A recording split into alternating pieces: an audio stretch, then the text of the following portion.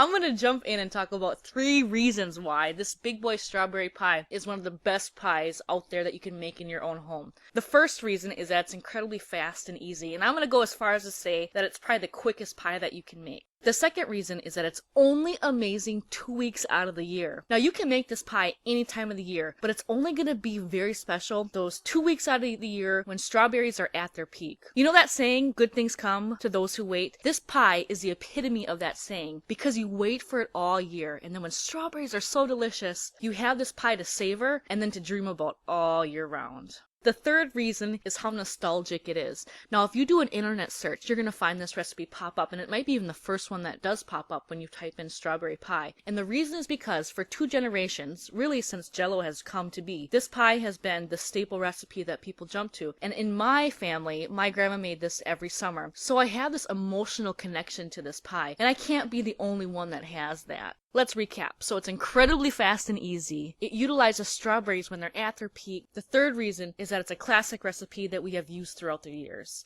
So I hope I've sold you on this pie. Let's start making it. Let's begin. The first thing you're going to do when you make this recipe is have 1.5 cups of water, 2 tablespoons of cornstarch, and 3.5 cups of sugar. And you're going to put it in a medium to small saucepan and stir it together. Now when you add cornstarch to pure water, it's very smart to take the sugar and the cornstarch and mix it together before you enter it into the water. The reason for this is that if you add straight up cornstarch to water, you have a high chance of it clumping and it causes messes in the long run. It's easier just to stir in that sugar and then add it to the mix. It will make your life a lot easier. So we're going to bring that liquid mixture to a nice boil, and you're going to start to see it thicken, and it's going to turn nice and clear. And from there, you're going to have 1 3-ounce packet of strawberry Jell-O. Once I've added this Jell-O, I'm going to continue to let it boil until it thickens up even more. While this is happening, I'm going to keep stirring it occasionally. Once that Jell-O has thickened up, I'm going to set it off to the side and let it cool down ever so much. If you add that mixture right onto the strawberries right away, if it's super hot, it's going to soften up those strawberries. So it's best to set it aside, let it cool down slightly. Before you begin, have a cooked pie shell ready to go that's about 9 to 9.5 inches wide. You can use a store-bought pie crust, or you can make it yourself. And I've got a new favorite recipe that we're using, and it's off the website Food 52. So if you're making it from scratch, check out their pie crust recipe. It's phenomenal.